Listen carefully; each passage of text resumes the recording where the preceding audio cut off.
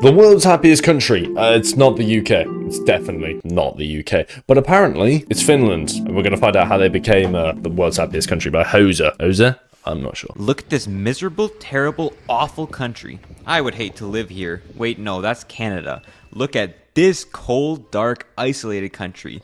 I would also hate to live here. Oh, wait, this is apparently the happiest country on Earth, Finland. This is the happiest? Can you imagine how miserable the rest of the world must be? And they're the happiest by a pretty wide margin. Here's the rest of the list, and then BAM! Finland jumps way ahead of Denmark to first place.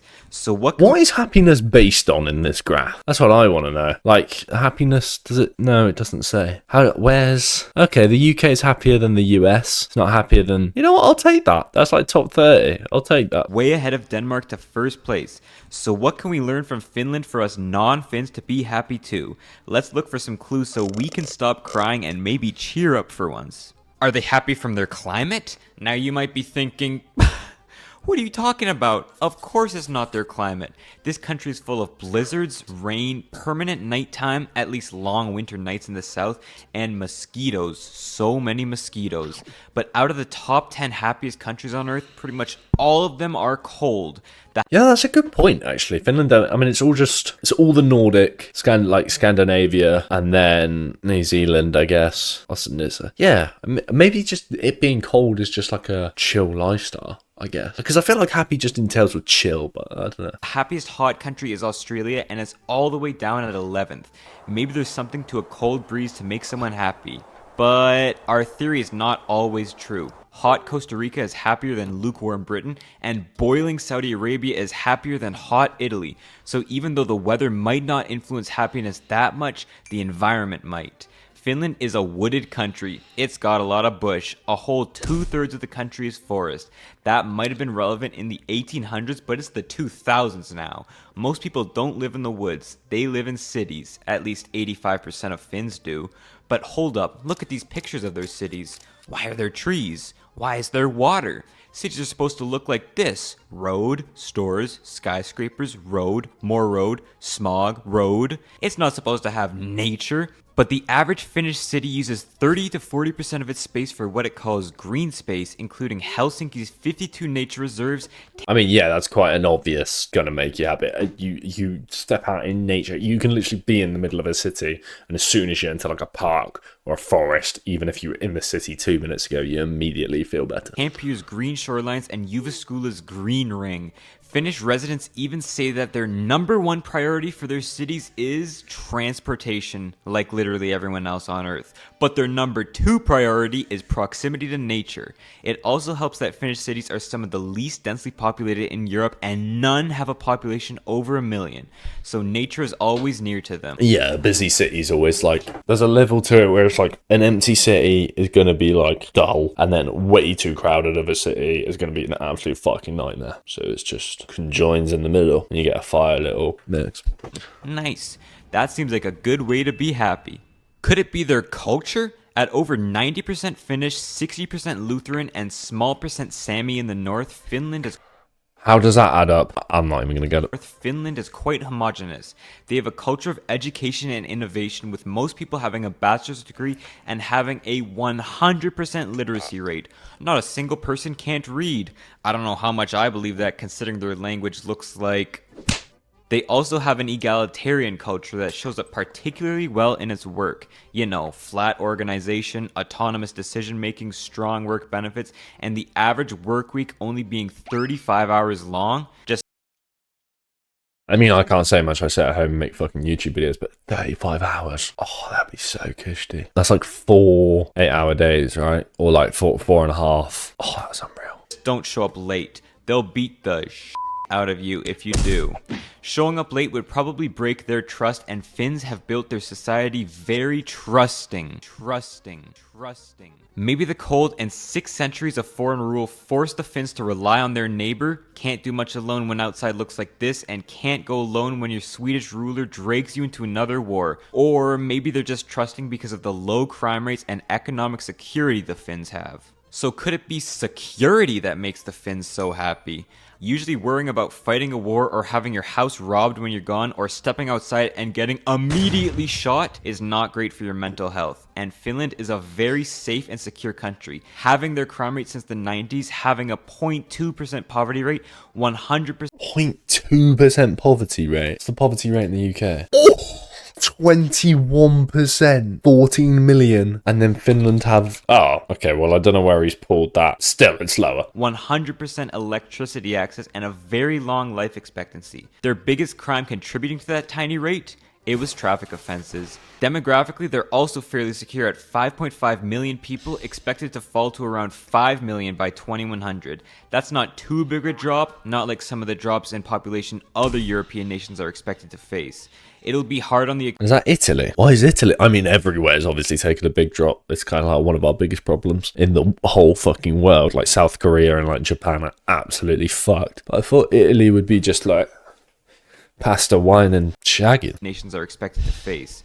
It'll be hard on the economy, but relatively small to make a relatively happy time. Geopolitically, too, they're in a secure region. They're tucked safely inside the European Union for a free market, coddled by NATO for free defense, and all their neighbors are rich and stable. Sweden, Norway, Denmark, Germany, maybe Estonia, and...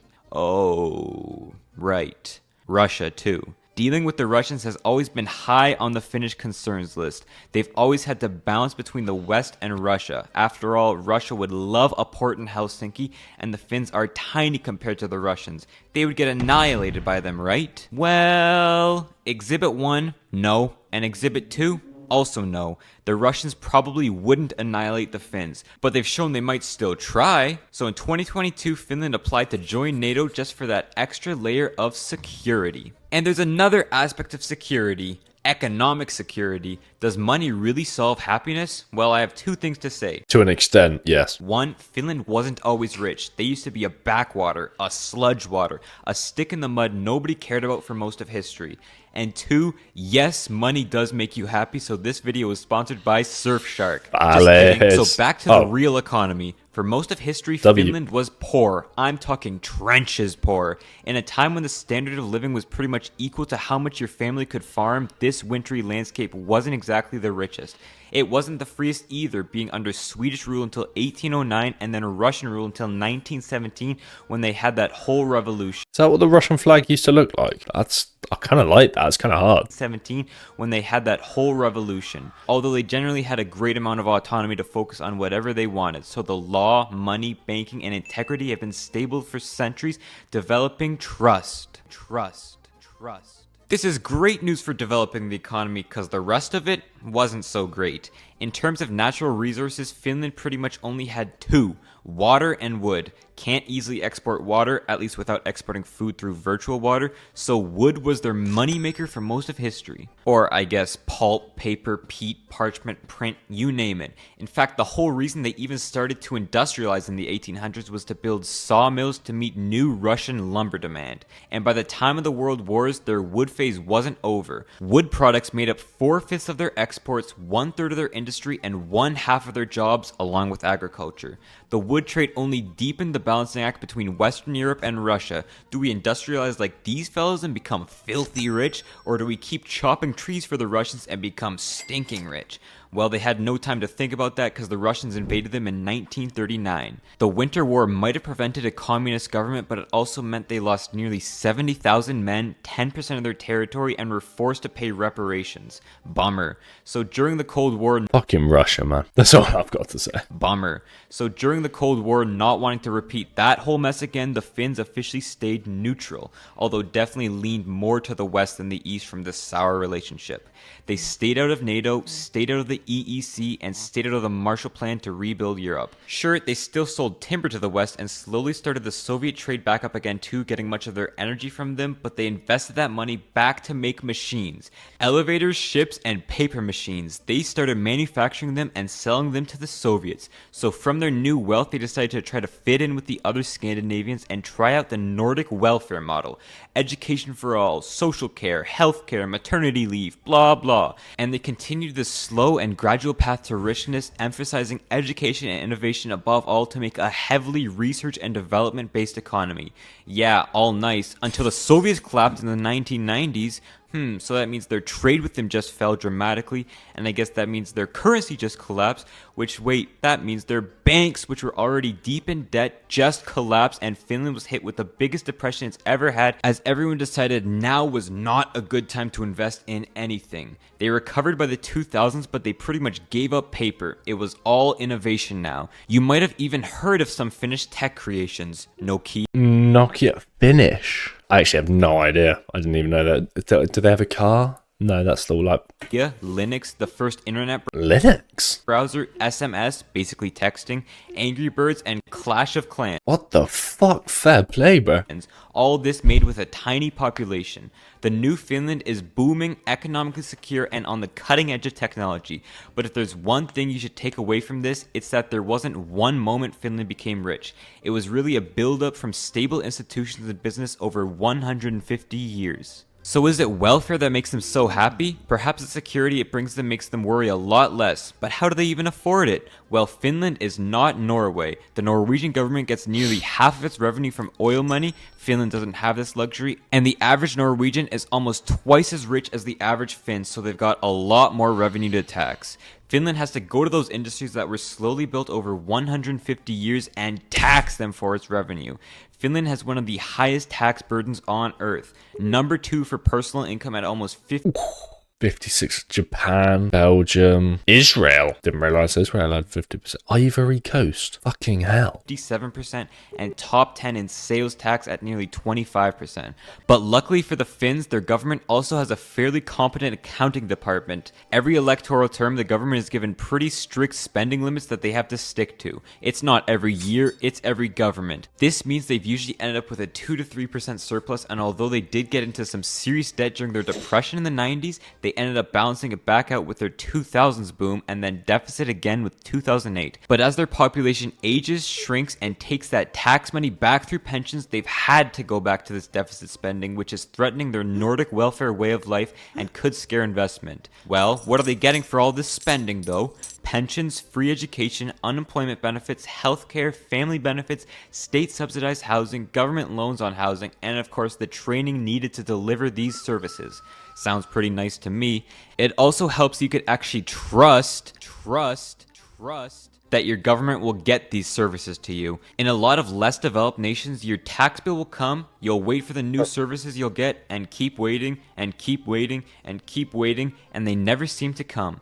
Trusting that the government won't screw you when you give them 57% of your income is pretty important to feel secure. So it's up to you personally to decide if you would take this deal, but taking it doesn't seem to make them any sadder. Okay, that's way too much about this happy, jolly, jovial nation. Let's talk about their problems. First is obviously their shrinking population threatening their whole welfare model, bringing rising debt and falling investment along with it. Second, they have a housing crisis. House prices are climbing at a pretty scary rate. But tell me which developed nation isn't facing a housing crisis. Am I right?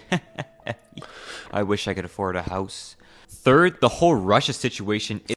Wish I could afford a house. Just double checking something. Is he a shorts merchant or is he 148? Oh, he makes cool videos. He doesn't. Oh, he does make shorts, but not. I mean, he's made a decent bit of pee. I will give it to him. Third, the whole Russia situation isn't getting any friendlier right now, and it sucks considering Russia was a huge supplier of energy to them. When they got cut off from Russian gas, electricity prices rose almost 50% in 1 year. They've had to get some coal plants back online to meet demand, and it doesn't help that 30% of their electricity comes from wood still. Jeez, wood? Someone help Finland get out of the 1730s with their wood-burning plants. Get them some oil, uranium, at least a wind turbine. Fourth, sure, Finland is happy on the aggregate, but a lot of Finns are still sad. Finland has 1.2 times the rate of mental illness than the EU and 1.2 times the mental health problem. I wonder what the UK would be. 2 times the rate of mental illness than the EU and are 66% more likely to abuse drugs and alcohol than the European counterparts.